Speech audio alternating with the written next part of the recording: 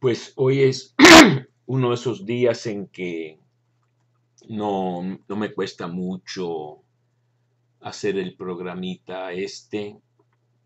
Es el día de Santa Teresa de Jesús de Ávila, una gran fiesta celebrando la memoria de esta gran mujer del siglo XVI español, el siglo de oro.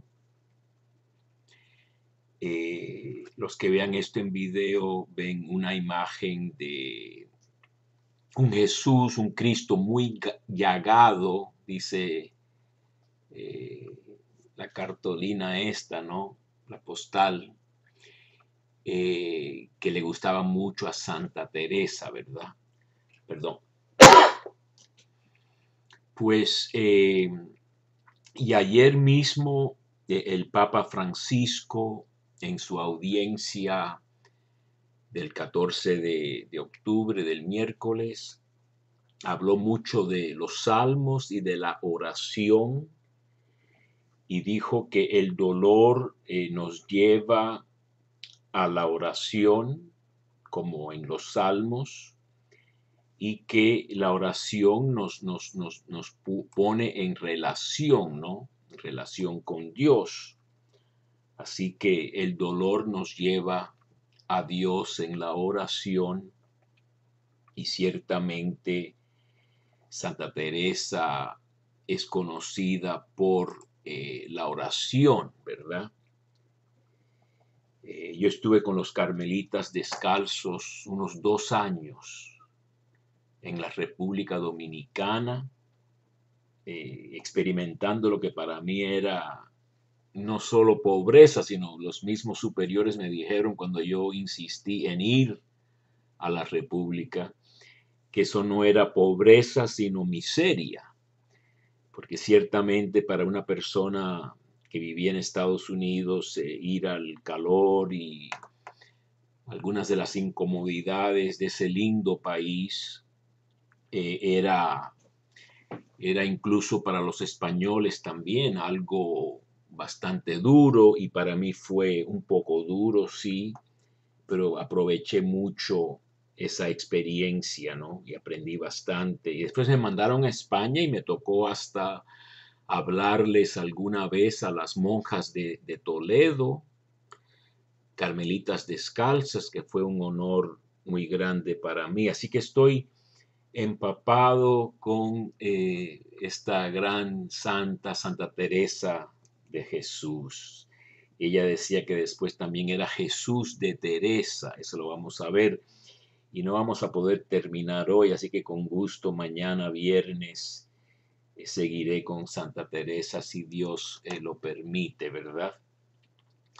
Aquí tienen los que vean esto en video, la famosísima pintura, retrato de Santa Teresa, que es conocida de todos. Yo creo que tengan algún interés en Santa Teresa. Arriba tiene ese lema, Misericordias Domini in aeternum cantabo. Para siempre cantaré, eternamente cantaré las misericordias del Señor, que es una traducción del latín del Salmo 89, un gran salmo que tendremos ocasión de hablar de él. Y esto fue pintado por un fraile llamado Juan de la Miseria, un carmelitano esto, ¿no? Que dice que la pintó cuando ella tenía 61 años, en el año 1570, dice aquí, ¿no?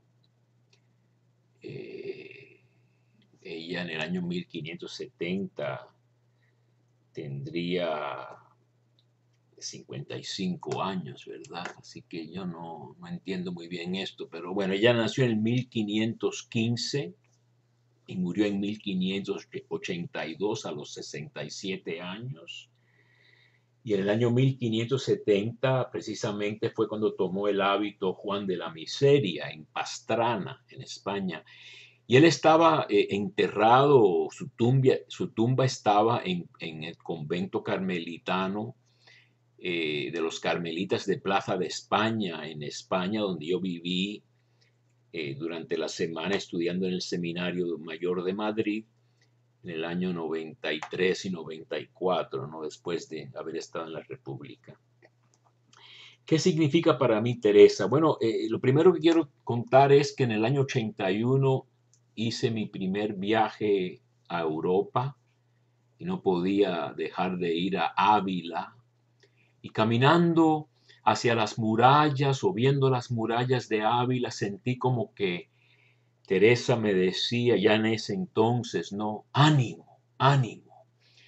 Teresa era una mujer enfermiza en muchos aspectos. Hoy precisamente viendo la lectura de los santos que hago todas las mañanas, decía que ella es como la santa de las enfermedades cardíacas. Y yo ayer recibí una pequeña mala noticia cardíaca. Espero que no sea nada o que sea la voluntad de Dios, pero de todos modos, si se lee la vida de Teresa, tuvo muchos achaques. Yo creo que a los 20 años fue cuando entró al convento de la Encarnación en Ávila, pero en ese mismo año, quizá un poco antes, la dieron por muerta. Es muy famoso este episodio, ¿no? Su padre, que era de descendencia judía, el abuelo de Santa Teresa era judío, le decían el toledano, vendía telas y cosas así, una profesión muy judía, y la Inquisición lo agarró o lo hicieron hacer el San Benito, que decían, un tipo de procesión humillante a los judíos, y él se convirtió y se convirtió de verdad. Muchos otros judíos no se convertían de verdad, pretendían abandonar su religión ancestral para no meterse en lío con la ley. Pero él se convirtió y el padre de Santa Teresa era muy devoto de verdad. Y se casó con la madre de Teresa, que era de familia cristiana, y la madre era la que le gustaban más los libros de caballerías y cosas así que también le fascinaban a Santa Teresa, ¿no?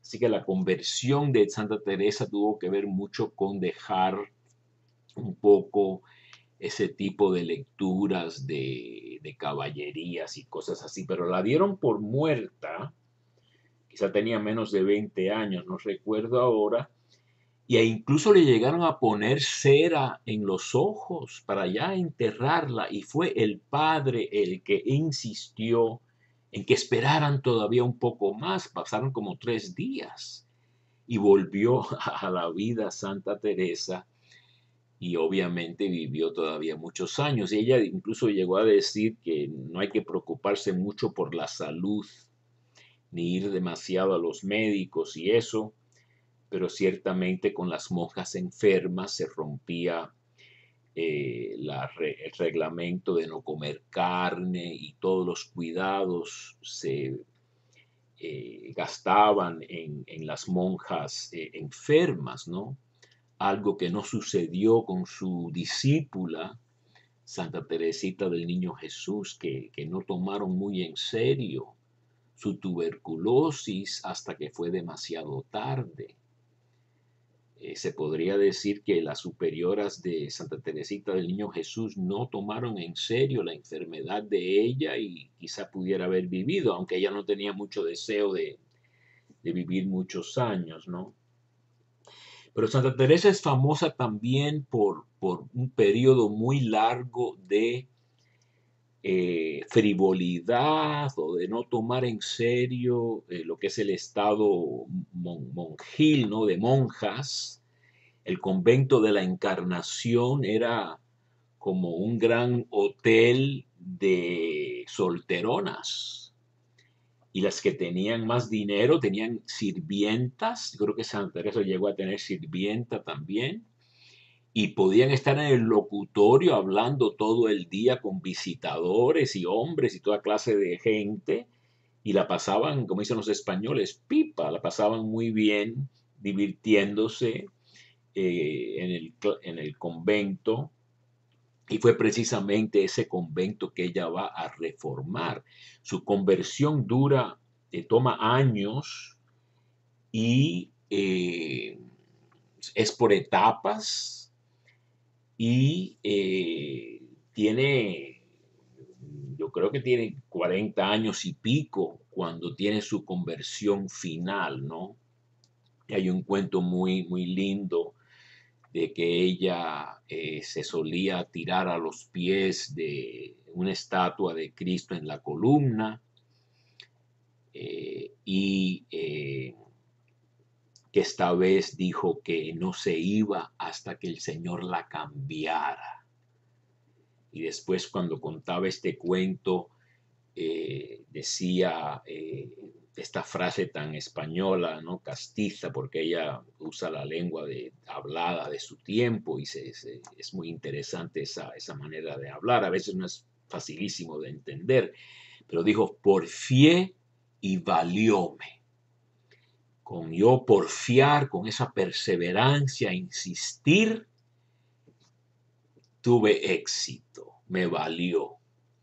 Y entonces se convierte finalmente, después de muchas experiencias, hay un gran video, DVD de estos de la vida de Teresa en varios videos que yo las recomiendo mucho, ¿no? Muy bien hecha por una actriz española, etcétera, ¿no?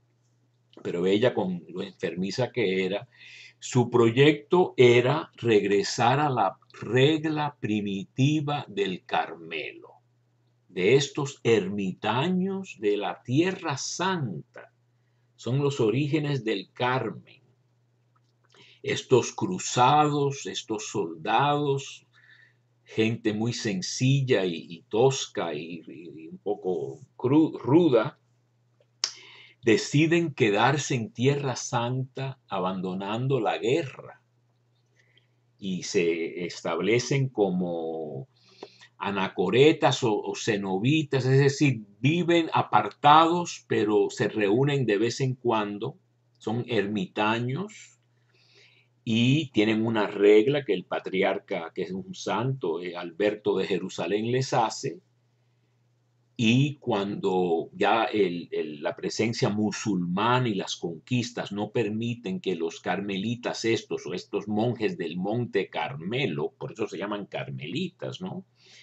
La cueva de Elías en esa parte del norte de Israel, por Haifa, hoy en día, pues deciden ir a Europa, siguen viviendo como monjes muy extraños del Oriente, con unos mantos con unas listones y parecen rarísimos y se mueren de hambre porque nadie les da de limosnas ni nada, y deciden incorporarse al movimiento mendicante de las órdenes mendicantes, de los dominicos, de los franciscanos, de los agustinos. Poco tarde a esas órdenes llegan los carmelitas, con el famoso Simón Stock, que dicen que vivía en un árbol, etc. Y esa es la orden primitiva del Carmen, o Karma, son sus siglas después de los nombres, pero se degeneran mucho, se vuelven muy laxos. Ese convento de la Encarnación en Ávila era muy laxo, como he descrito, y el deseo de la convertida Santa Teresa de Ahumada, de Jesús, es reformar la orden de modo que regrese a su inspiración original, que son pequeños grupos de oración viviendo en pobreza y sencillez, sin estar hablando con todo el mundo todo el día, sino en silencio, comunidades pequeñas de 13 monjas, vamos a decir, y después recluta al gran santito, santito y medio decían, porque era muy chiquitito, Juan de la Cruz, que era unos 20 años más joven que ella para la parte de los frailes, ¿no? Y los dos sufrieron tremenda incomprensión y persecución y toda clase de molestias por querer reformar esa orden. A la gente no les gusta que les quiten su comodidad. A la gente no les gusta que le cambien las cosas cuando les va muy bien a ellos. Y entonces los dos sufrieron mucho y toda la vida se puede decir, ¿no? Toda la vida se puede decir que los dos sufrieron incomprensión y persecución, y en el caso de Juan de la Cruz, prisión y flagelación por los mismos frailes compañeros de él. Con esto tengo que parar y seguiremos mañana.